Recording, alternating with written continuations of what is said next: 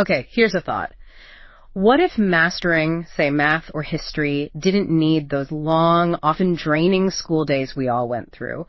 What if, really, you could achieve genuine mastery in just 2 super focused hours? It sounds pretty radical, doesn't it? Almost too simple. Exactly. Welcome to the Deep Dive. Today we are jumping into a concept from our source material that feels, well, revolutionary.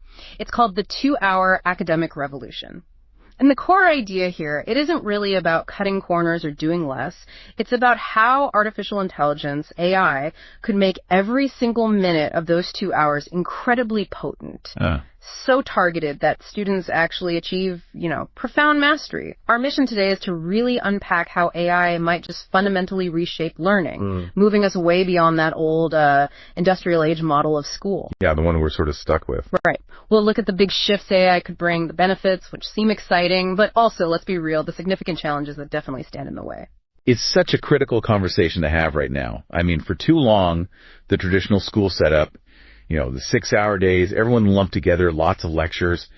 It's really struggled. It just hasn't kept pace with how fast technology is moving everywhere else.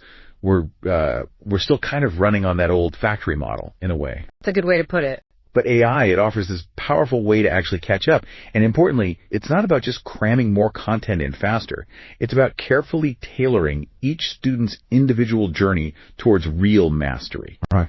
Making sure they get a deep understanding that goes way beyond just, being exposed to the material. Okay, so that idea, the tailored path, that takes us right into maybe one of the biggest shifts AI promises. This move from just clocking seat time to actually achieving skill mastery. So let's unpack that. How does AI actually dismantle that traditional approach? Grouping by age, teaching everyone the same thing at the same speed, whether they get it or not. Well, it's fascinating because AI goes right after that core weakness. Think about a typical classroom. You got some kids bored reviewing stuff they already know. Yeah, definitely seen that. Well, others are totally lost, struggling silently. Intelligent tutoring systems, these adaptive platforms using machine learning, they analyze how each student is doing, like right now, in real time. And based on that, they present the perfect next step. The source calls it the right challenge at the right time. It's almost like having a personal expert tutor for every single student who knows exactly what they need right when they need it. So it's not just about making things faster, but making every moment count for that specific learner. Precisely. It's about cognitive efficiency. That's the term the source uses. Every minute spent is actually productive. No more zoning out because it's too easy. No more getting secretly stuck and falling behind. It creates this continuous focused learning flow, which turns potential frustration into real progress. And this leads not just to, faster growth, but a much deeper understanding, because the learning is actually optimized for how their brain works. That really reframes the whole classroom dynamic, doesn't it? Mm-hmm. Which leads to something else I found really interesting. How does AI foster independent learning? Because that skill, being able to learn on your own, it feels like it often gets overlooked, maybe even accidentally discouraged in standard classrooms. That's a really crucial question. Does this tailoring make kids too reliant? Yeah. The source argues, actually, it does the opposite. These AI-driven environments are specifically designed to cultivate self-direction. Students aren't just sitting there receiving information. They become like active pilots of their own learning journey. How does that work in practice? They use things like dashboards and intelligent feedback systems. Think of it like a personal learning GPS. It shows them where they are, how they're progressing, helps them set goals, and lets them adjust their own pace. They're in the driver's seat. So it's not just teaching them what to learn, but actually teaching them how to learn effectively on their own. Exactly that. It's about developing metacognitive skills. That's the fancy term for it. Basically, students learn how to learn. Mm-hmm. They start to understand their own strengths, where their knowledge gaps are, and figure out strategies to tackle challenges. Right. And this kind of cognitive autonomy, as the source puts it, well, it's absolutely essential in the modern world.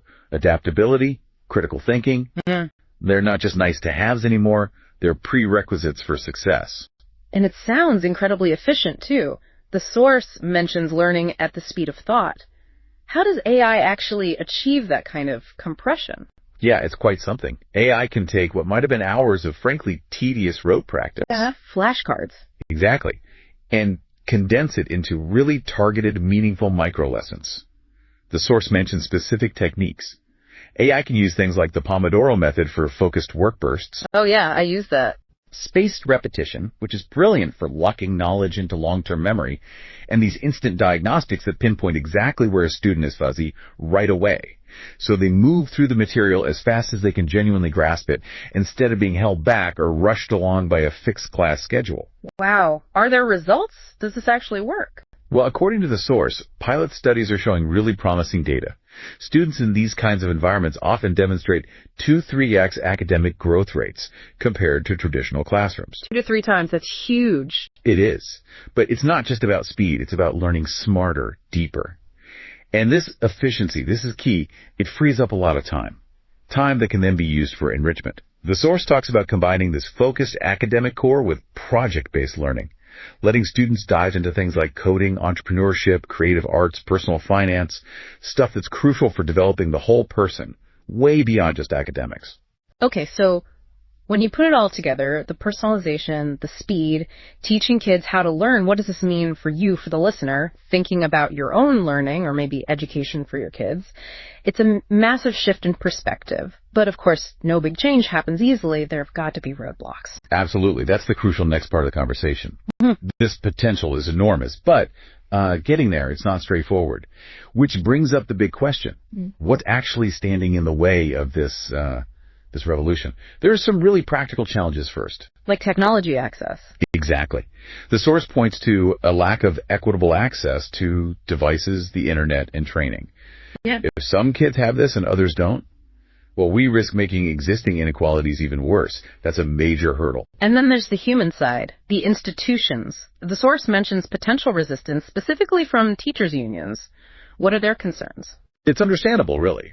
The source mentions concerns often center around very real fears of job displacement, losing pedagogical autonomy, control over how they teach, or even worries about increased surveillance through these platforms. These aren't trivial anxieties. No, definitely not. Right. And while those concerns absolutely need to be heard and addressed thoughtfully, the source offers a really important counterpoint. It argues strongly that AI doesn't replace teachers. It redefines their role. Okay, how so? Instead of being the main person delivering content, repeating lessons, teachers become mentors and strategists. The AI can handle the personalized practice, the adaptive drills, the scaffolding.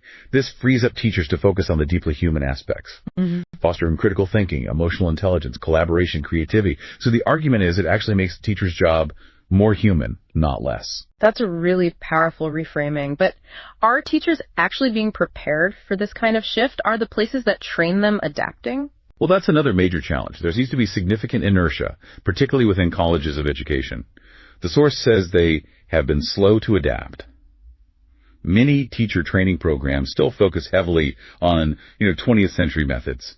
Things like rigid curriculum pacing guides, managing large groups, lecture techniques. The old model. Yeah. So there's this big gap between theory and practice.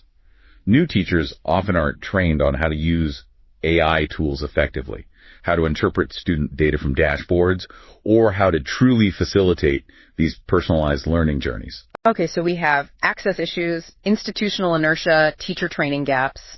What else? There's also what the source calls the psychological barrier, trust in machines. Ah, yeah, I can see that. It's a very human reaction. Skepticism from educators, from parents about, machines teaching children. There are genuine fears about a loss of human connection, kids spending too much time on screens, or education becoming too reductionist, maybe.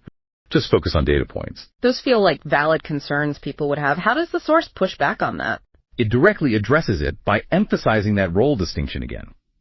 A well-designed AI curriculum doesn't isolate the student.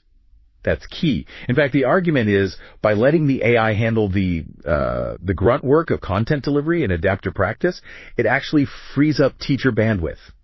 This allows for more quality human interaction, more one-on-one mentorship, creativity, and community building in the classroom. So it's like, let the tech do what tech does best, so humans can do what humans do best. Exactly. The AI handles the scaffolding, teachers build the humanity. That's the core idea.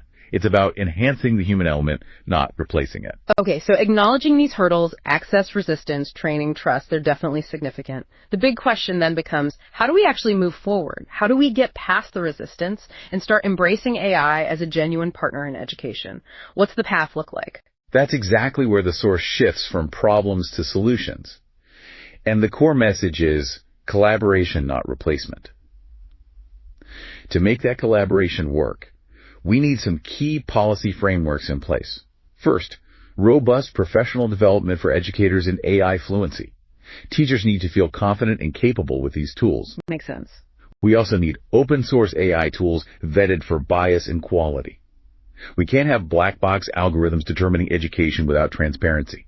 And clear rules around ethics and transparency in data use are crucial. And the access issue. That's fundamental. Yeah. Universal student access to digital learning infrastructure. Laptops, reliable internet. Without that foundation, none of the rest matters equitably. And it feels like it's not just up to schools and governments, right? What about parents? Absolutely critical role. The source argues parents must demand learning systems that promote independent thought over passive memorization. They need to be advocates for an education system that looks towards the future, not one just obsessed with prepping for standardized tests. Yeah. Ultimately, it boils down to rethinking why we're doing this. As this source says so powerfully, we are not preparing our children for standardized tests. We are preparing them for a future where adaptability, critical thinking, and creativity are essential survival skills. That really lands. It paints such a compelling picture of what learning could become. This whole idea, the 2-hour AI-driven school day, it's really not about doing less work. It's about doing more, but with real intention, real focus. Enabling every single student to actually reach their potential because we see them as individuals, not just test scores. Aligning education with where the world is heading, not where it used to be. It truly feels transformative if we can get it right. The source concludes that if we can just push past the institutional inertia and cultural hesitations, the understandable friction points we discussed, AI really does hold the potential to unlock a golden age of learning. Learning that's not only faster, but genuinely deeper and freer for students. It's quite an exciting, if challenging, prospect. Absolutely. So as we wrap up this deep dive, here's something to maybe chew on. Think about your own learning experiences, or maybe the learning of kids you know. What part of that experience could most benefit from this fundamental shift? Moving away from just counting hours spent in a chair, that seat time, towards truly measuring and actively fostering genuine skill mastery. How might that simple shift completely redefine what school even means to us?